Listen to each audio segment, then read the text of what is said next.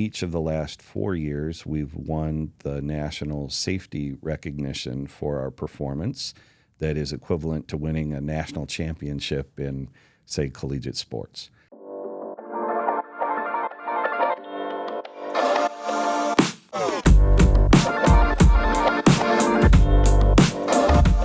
Welcome back to the Talk Midland podcast. My name is Logan Richetti with Modern Realty. Today I have my neighbor and my friend, the president of Three Rivers Construction, Jon Lynch. Yeah, Three Rivers Corporation, yeah. Three Rivers Corporation. Yeah. And pretty much every introduction I get, I always mess it up, so that's right on par. Perfect.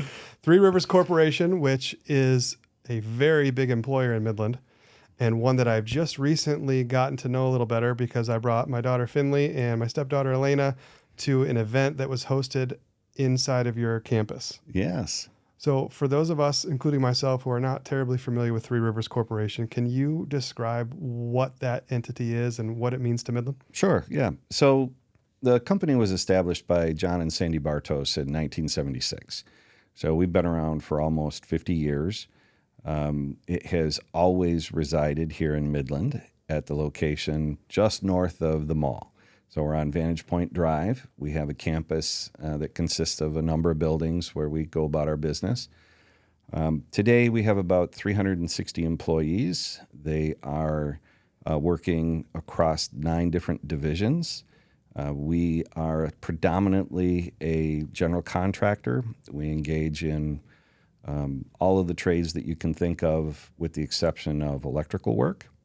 And we build anything that you can think of outside of single-family detached homes. So we've got quite a portfolio of projects around the community.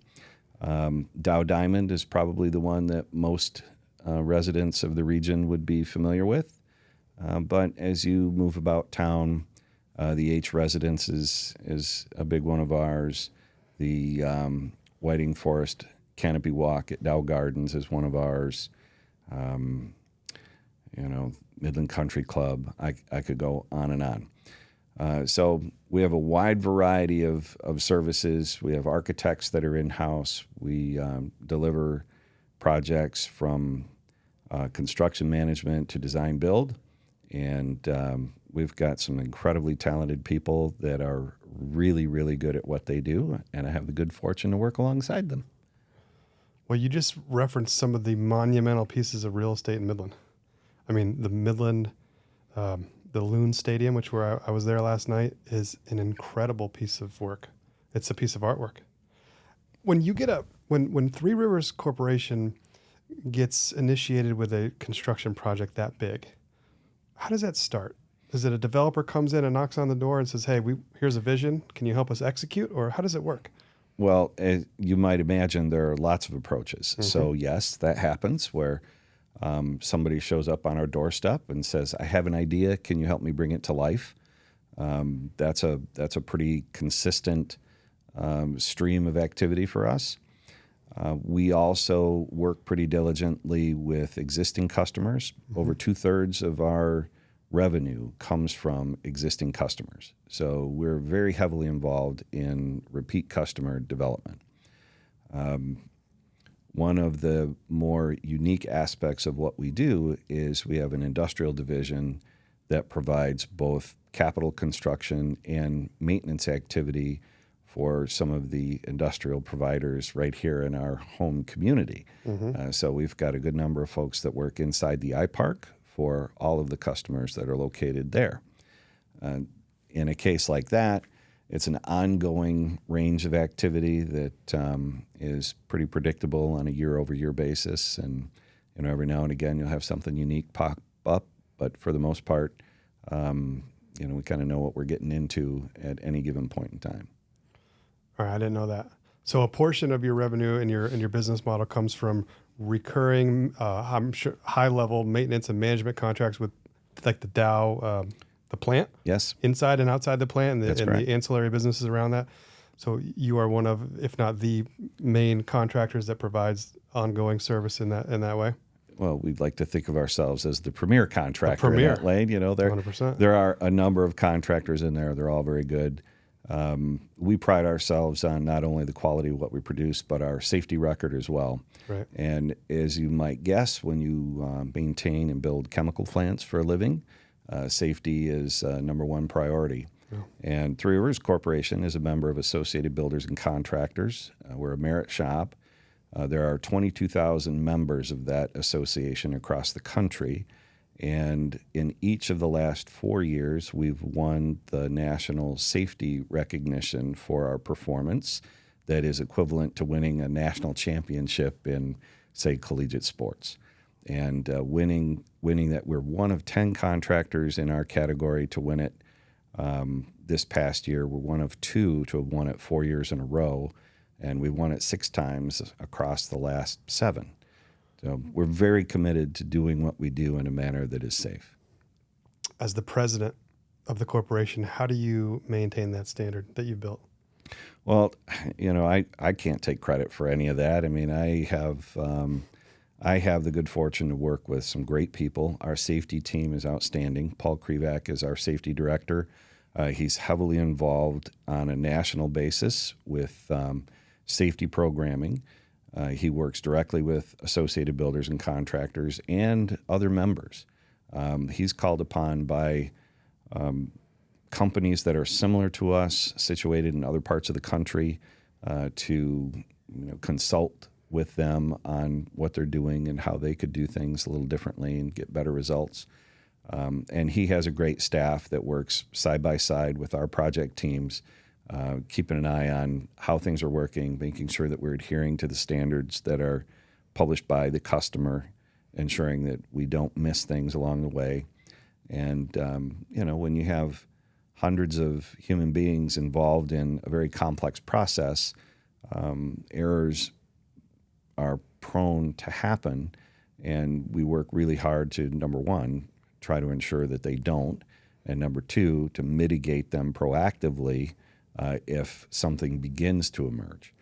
So a big part of it is being committed to proactively assessing the behaviors that our people and our partners are involved in to try to head off any issues before they become problems. That seems like an overwhelming task for 360 teammates. That's a lot. It's hard to do anything that big at that level. It is. I think that requires leadership from the top, and then clear vision and strategy of how to execute that. And then the people that are responsible for implementing that safety mechanism procedures have to do a great job and stay accountable. Yeah, well, one of the things, and to keep the commitment fresh is part of the key. Yeah, especially when you've done well for so many years. How do you keep the team motivated to do well when they've done well in the past? You have to stay in front of it each and every day. Mm-hmm. It's a daily commitment. And we talk in terms of, particularly in the industrial setting, our team that works inside the plant, for example, and the partners that we have inside the plant, they're elite. Mm-hmm. And you don't necessarily think of contractors that are welding pipe as elite, but these folks are elite at what they do. And the reason for that is when they show up, they have to perform at a better than A+ level of focus and effort all day, every day. Because if we're only doing A level work versus beyond A+ level work, there's a major injury or a major safety failure once or twice a year. So we have to be committed to better than A+ level work all day, every day. Well, speaking of A+ level work that you do, some of the pieces of real estate you just described at the beginning here are incredible pieces of real estate. The canopy walk, I took the kids on the canopy walk at, Whiting Forest? Mm-hmm. Yeah. Can you tell us a little bit about the scope of that project, just as an example? Because if you've walked on that deal, you realize it's an engineering feat, it's an architectural feat, and then it's a construction feat. It absolutely is. And so that all begins with the customer. You have to have a good partnership with the customer so that the author of the vision and the implementer of the vision are on the same page. When you can create that, magic happens. And in our industry, that kind of magic is pretty remarkable. So we had a good customer who understood their vision. They understood the outcome that they were looking for. They commissioned a design group that was very creative in terms of how they came up with the plan for what you see today. We had a steel subcontractor that was willing to get out of the box because, believe it or not, when you're building things out of structural steel, typically plumb, square, and level are, the orders of the day. Mm-hmm. And at that particular structure, there's very little that's plumb, square, level, because in that environment, the trees are the stars. Mm-hmm. And so the stars of the show had to be cared for in advance of, during, and after construction. So that led to the implementation of some techniques that are a little atypical. For instance, when you walk around on the ground, you'll notice that there's an asphalt mix that is a consistency that's similar to, say, a Rice Krispie treat. And the reason for that is it allowed for heavy equipment to pass over it without preventing the water that's necessary to feed the root systems of the trees from being shuttled off to the sides and potentially damaging the stars of the show. So there's a case where, good goals, good vision, commitment to creativity, and you get a good outcome. In a project like that, is there one project manager in charge of decisions at some point in a hierarchy schedule, or what? Yeah, so it's not unusual, and in that case, we had an arrangement where on the provider side, on our side of the table, you have a project manager. That was Shannon Tate. She's recently retired from our company, but she'd been with us for in excess of 13 years and was a very, very talented project leader. And on the other side of the table, you have an owner's representative who is translating the vision from the owner's team. Mm-hmm. And you have the owner's rep and the project manager who come together to, make sure that the communication and the implementation are going well. That's a pretty typical model. We see that pretty frequently, and it was very effective in that case. What happens when there's a disagreement, which is probably every day? Communication. Yeah. It's all about bringing people together around the table, either physically or electronically, mm-hmm. Getting all the eyeballs mm-hmm. together and working through whatever the issues might be. That kind of problem solving is what construction is all about. Yeah. It all looks good on paper right. before you start, but when you turn the first shovel of dirt over, you could find surprises that nobody had anticipated. So it's all about working through issues as they come your way. So I assume there's a scope of work, a contract referencing that scope of work, and then there are change orders, changes, improvements, different directions. So there's a balance between maybe the owner changing the vision a little bit or wanting to add something, and then also something that's more of a legit change order, which is something that wasn't in the scope of work. So those have to be negotiated and worked through one way or another? Yep. Is that typical? So in the process, a scope change is one thing, mm-hmm. where an owner maybe sees an opportunity that they didn't realize would be there at the front end, mm-hmm. Or as the process is unfolding, they see something that they could take advantage of in a different way. On the other side, we use on occasion a design build delivery model where the plan for the implementation is being developed in parallel to the construction process itself. Oh. And so you come out of the gate and you get started with, I would call it a wireframe of the vision, mm-hmm. and then you're filling in, coloring between the lines as you go. And in cases like that, part of our obligation to the customer is to value engineer and deliver savings or improvements as we go along. So again, a lot of communication back and forth on what was originally intended and what alterations might be beneficial as you proceed. Speaks to your company that such a high percentage of your revenue comes from repeat clients when there's so much uncertainty in a design project.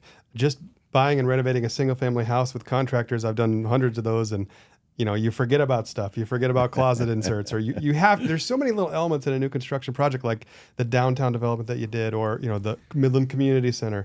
I think it's almost impossible to have a comprehensive scope of work with every single minute detail. So there has to be some room in both sides of the relationship to account for that, or at least budget for it somehow.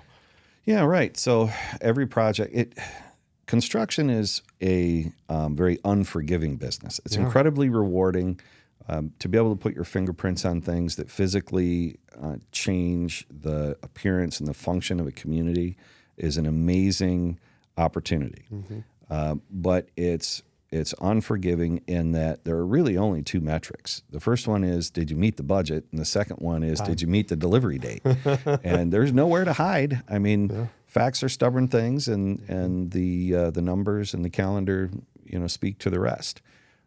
So within the process itself, there's always a budget. There's always a target. There's always a delivery schedule of some sort. And again, the communication around what's going on with both of those critical pieces of the process is incredibly important. That's where the majority of the time is spent. Well, you just recently delivered on that promise with the community center, right? Well, that was not ours. That wasn't yours? We had a team that was involved in building out the casework inside the building. Okay. But that was managed by a different company. Okay, I was wondering about that. I thought there was more of an involvement there, but that project, which you were at least involved in to some extent, or at least consulting for, helping with. I know you're on the board of directors. I am. Yeah. You're on a lot of boards of directors, which is really impressive. I want to talk about that. I'd love to hear more. But I watched that particular project just because it's recent come and hit its deadline, and I was blown away by the fact that they were able to do that. And I think that hitting deadlines for commercial real estate projects is very difficult, because I'm sure you would agree, as you do it for a living all day. Yeah. And it just blows my mind to watch some of the developments in Midland and some of the pieces of architecture that you and others have put together, because they are stunning feats of achievement. Well, Dow Diamond, for example, was built in a year. The How? architects, when that was initially launched, the architects said, well, this is probably a 24 to 28 month process on a good schedule. And again, the commitment that's made by both the customer and the parties involved, and as the general contractor, you're bringing other subcontractors to the table to fill out the team that's necessary to perform the work.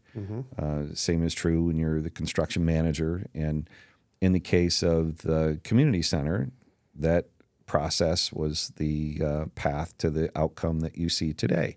So they had a construction management team, brought together a series of subcontractors that were involved in different pieces of the delivery, and at the end of the day, you get the final result. In that role, you're kind of the conductor of the orchestra, and again, you have the conductor on one side, and then you have the owner's representative on the other. Everybody committed to making sure that you're on track and getting things done the way that everybody thinks they ought to be. As the conductor, you have your own crews, you have your subcontracting crews, and then you have municipality permits, approvals, red tape, safety checks, all different things. So I assume there's some kind of really comprehensive Gantt chart or some kind of linear chart to program all that?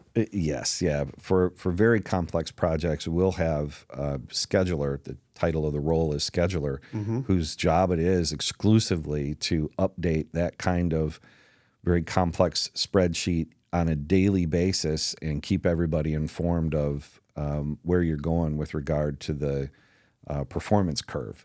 So either you're on track, you're getting ahead, or you're falling behind. And keeping everybody in the loop with respect to what's happening there is usually pretty vital. So the scheduler is in a chain of command with the project manager? Yes, typically reporting to. And then the project manager reports to department head? Yep, we have 9 division leaders. Yep. So in a case like the ballpark, for example, that came out of our commercial group, the commercial division. And so I referenced Shannon Tate earlier. She retired out of the role of division director in the commercial division. Okay. And they have a team that consists of project management staff, support for them, estimators who figure out what the cost for a project might look like, schedulers in cases where the projects are terribly complex, and then add-on staff, folks that are responsible for safety, for example, that come in and fulfill their role, shoulder to shoulder with the team. Every division has a division leader? They do. Every division has its own project managers, or do those project managers move internally between divisions? Yeah, that's one of the unique things about our arrangement. In the corporation, we have Some lanes for the project management staff are exclusive to their product. So we have a casework shop, for example. The shop builds commercial cabinetry and wood products that are rather striking. If you've ever had a meal at the restaurant 118 over at the H Hotel, you're looking at casework that was generated by our shop. Wow. When you walk into the community center, for example, the front desk and all of the wood panels around it and things that are suspended from the mezzanine level, those are generated by our casework shop. Those folks, pretty unique kind of work. Their project management staff is housed exclusively within their division. But then we have the commercial division that builds, everything from schools to churches to retail outlets. They have project management teams. The industrial group has project management staff. Those folks can handle projects on both sides of the table. They specialize in one or the other for the most part, but we have staff that will pick up projects if the demand is particularly high in one division versus the other. They'll go back and forth to help level out the peaks and valleys. I'm a small business owner and a builder of small business, so I'm zooming out in my mind as you're talking, and I'm trying to follow this logic, and it makes a lot of sense. My next question is, who can see all 9 divisions and see where that overlap needs to be scheduled and conducted? Is there somebody that handles that as well? Another layer? No, or do they work together internally? Not another layer, right? Okay. We're a pretty flat organization. So we have an operations group, which is comprised of a handful of these division leaders. Okay. So we have a medical division, commercial division, industrial division. Those leaders come together on about a monthly basis to compare notes on how things are going and determine where resources could be best utilized. And then the leadership team, all of those directors and I get together formally on a biweekly basis to determine how things are going, what kind of hurdles are out there that we have to address, what kind of opportunities are out there that we can pursue, and all of the things in between. Very interesting to me. So that's wild. So so 9 directors, they come together at a reoccurring period of time to coordinate, make sure everybody's on the same page, and then there's leadership helping to row the boat in the same direction. Yep. It's a pretty big deal. It's pretty fun. How long have you been the president of Three Rivers? Just over 7 years. What were you doing before that? I was the city manager of the city of Midland. And how did you get that job? Well, it was a circuitous route because when I graduated from college with my undergraduate degree in urban planning, that was in 1991. I came out of Michigan State at a time when the economy in our state was very poor. And the city of Midland had a 12-month-long planning internship in their department. So I had the good luck to get to know Jim Schrader, who was the planning director at that time, through a professional association when I was a student. As I was getting ready to graduate, we met at a planning conference that was taking place over in Grand Rapids. He interviewed me for the position. I had the opportunity to come here as an intern in 1991. I was here for maybe 4 months. I actually left town the week that the mall opened. So the mall was just opening when I was leaving town. The Meijer wasn't up there yet. The things north of the US 10 overpass on Eastman were just beginning to develop. I went to Coldwater, which is down near the state line with Indiana. Was the director of planning and community development there. Filled a role as building commissioner, started getting involved in the regulatory end of building construction and a handful of other responsibilities. Spent 2 years there, then relocated to Big Rapids. Tina and I got married while I was in Coldwater. We had met in school. And we went to Big Rapids. We were in Big Rapids for 7 years. I went there as the planning director, worked my way through a series of responsibilities, wound up as the assistant city manager. And then Jim Schrader retired as the planning director here in Midland, and I had the opportunity to come back to Midland in that role. So he gave you a call, said, I'm on my way out. I'd like you to interview to replace my job. It was actually Kinda? the city manager at the time. His name was Carl Tomian. I had gotten to know both Cliff Miles while I was the intern. He was the city manager prior to Carl, and then Carl Tomian when I had the opportunity to come back.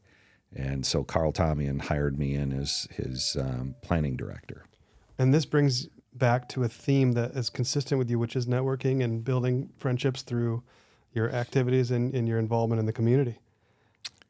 It's good to know people. Well, everybody knows you and you know everybody, and you are all over the place in terms of volunteering, donating, being on boards of directors, involving yourself and helping with service in the community. Can you speak to that a little bit and share why that's such a big part of your life and what it means to you? Yeah, so I've always been interested in community building, and both the physical side and the more functional side in terms of what does it take to bring people together to make good things happen. And I've kind of focused on this philosophy of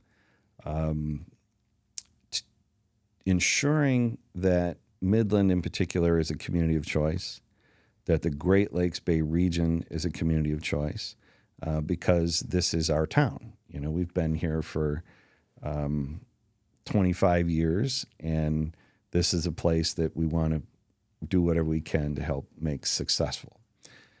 So to do that, you have to decide, are you a citizen or are you just somebody who lives here? And there's nothing wrong with just being, somebody who's living someplace. Everybody's busy and they have pressures and demands and so on. They're trying to carve their own path, and that's fantastic. But to be a citizen, to make the intentional effort to focus on helping a community grow and prosper and helping people thrive requires engagement. It requires involvement.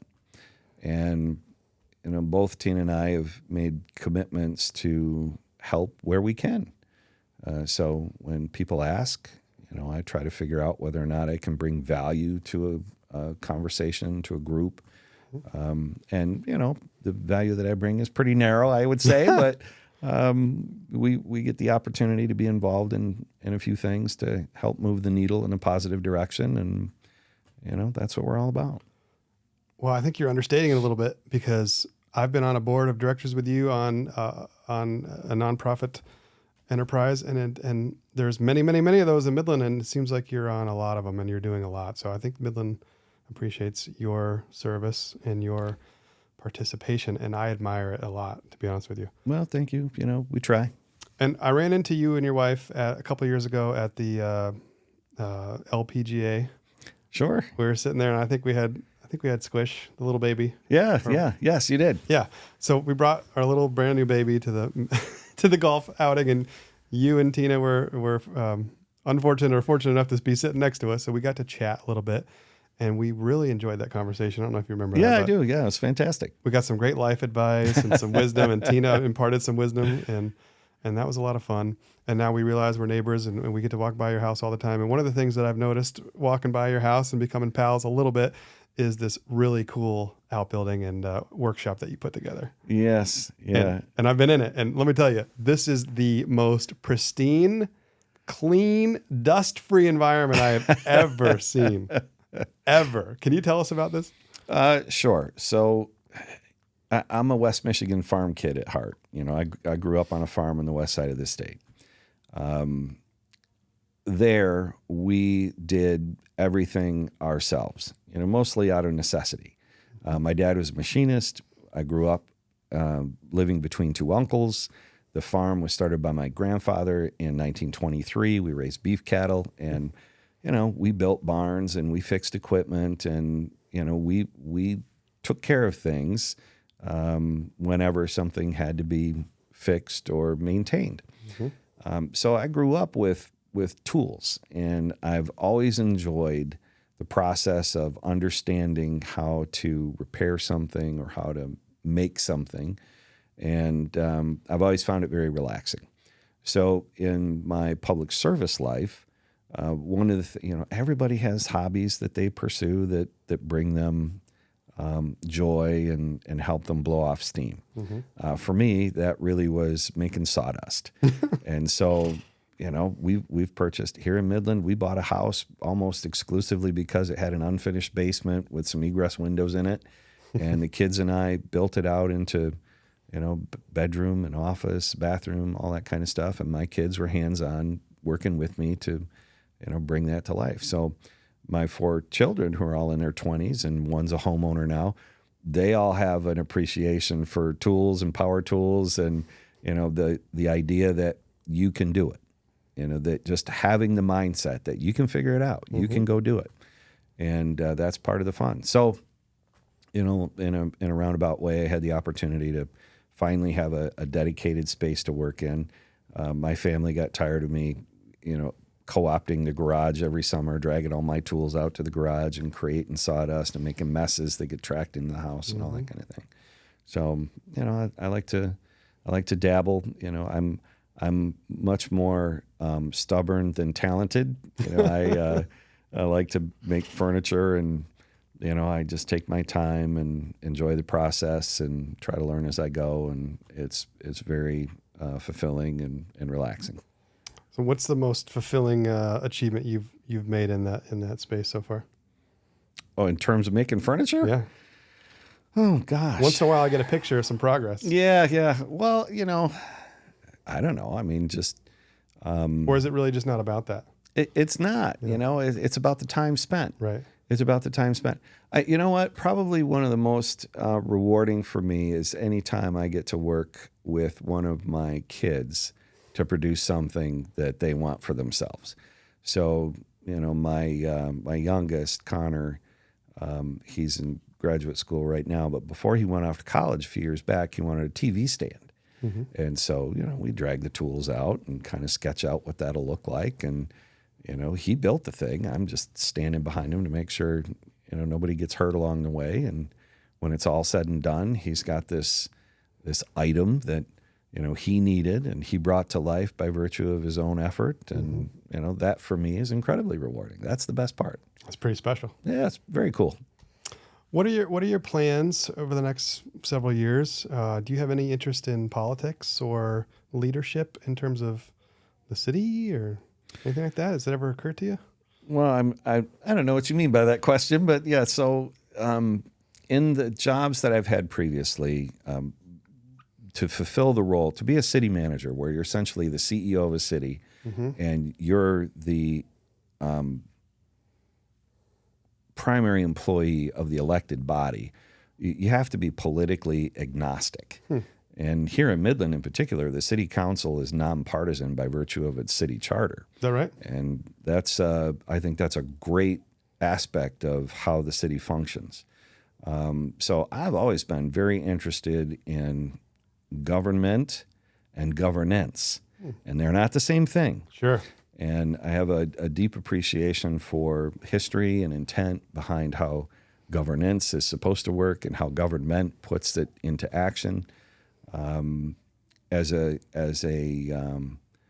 individual responsible for the welfare of a business that provides the economic engine for 360 employees and their family, we've got 1,000 people that rely on us, for their own prosperity. Yeah.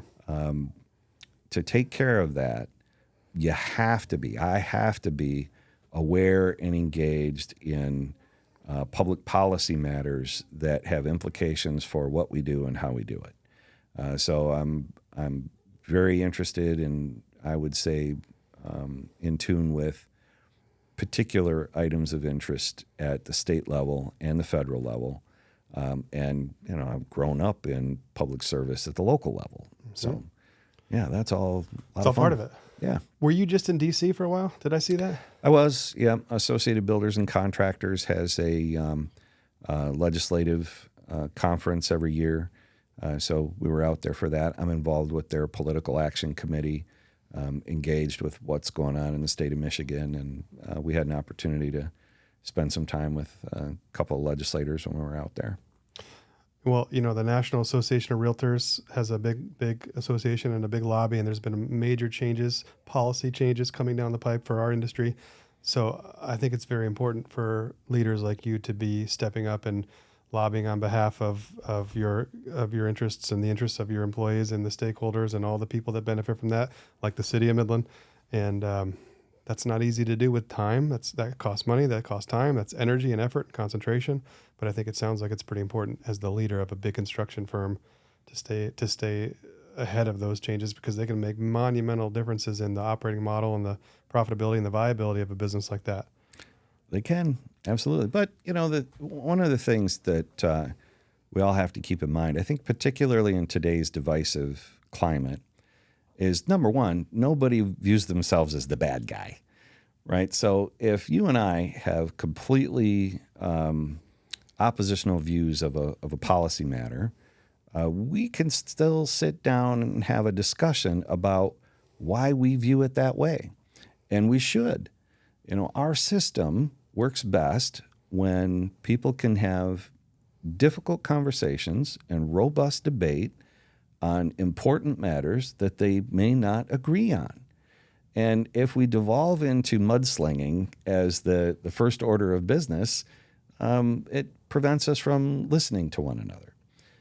My dad always said, you have two ears and one mouth for good reason. Listening's twice as important as speaking.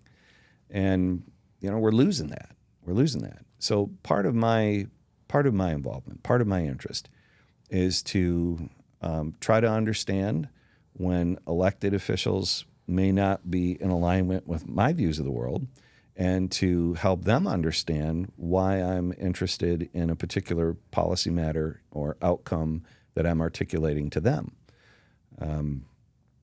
They're people just like we are, and they're fulfilling roles that are incredibly difficult. I know you had Representative Schuette on the podcast here not too long ago. When you look at the kind of schedule that a state representative has to maintain, a state senator has to maintain, those folks are committed. They believe it or not, they're making some pretty significant sacrifices in terms of their daily lives in order to represent us with respect to what's going on. And the flip side of that coin is, to be effective, they have to have some good input from their constituency. When I worked in local government, when I talked to people that were thinking about running for, say, a city council seat, I would try to help them understand that there's a difference between being a representative and being a delegate. Being a representative means that people vote for you to represent the interests of the constituency of, typically the geography. In the city of Midland, it's a ward. It's a geographic ward. And you can't do that if you exclusively rely on, say, your friends at the coffee shop. If the only input that you're getting are from the people that love you, you probably are hearing a somewhat biased view of the world. So if you want to make the commitment to be an elected official, you have to work hard to listen to points of view that may not resonate with you right out of the gate. And you don't have to agree, but you do have to evaluate. That's part of being a representative.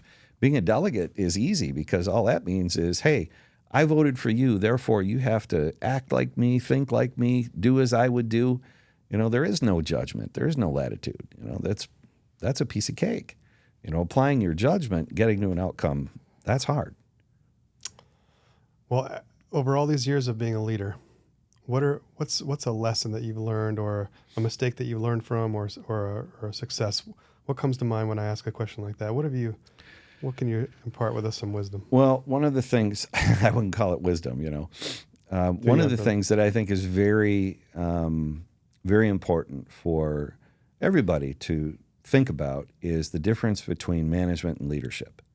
And when I started out in my career, I really didn't appreciate the difference between the two. I would conflate them, and I'd viewed them in the same bucket, and they're not the same thing. In its most fundamental sense, managers have subordinates and leaders have followers. And the magical thing about leadership is that followers decide. Leaders don't decide. You don't. I don't know that I've ever once stood up and raised my hand and said, "Hey, I'm the leader. Follow me." It doesn't work that way. The followers decide whether or not you're credible, whether or not you're genuine, whether or not you bring value. And there are a lot of people who don't view themselves as leaders who really are, because they are respected and deferred to by people around them.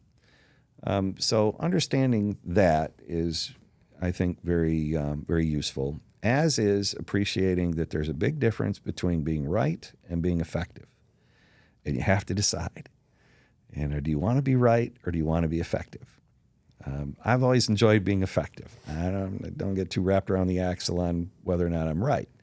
And if you can layer on top of that, not being concerned about who gets the credit for the outcome, then, that amplifies your effectiveness. Jon Lynch, President, Three Rivers Corporation. Thanks for being on the Talk Midland podcast. Thanks for having me.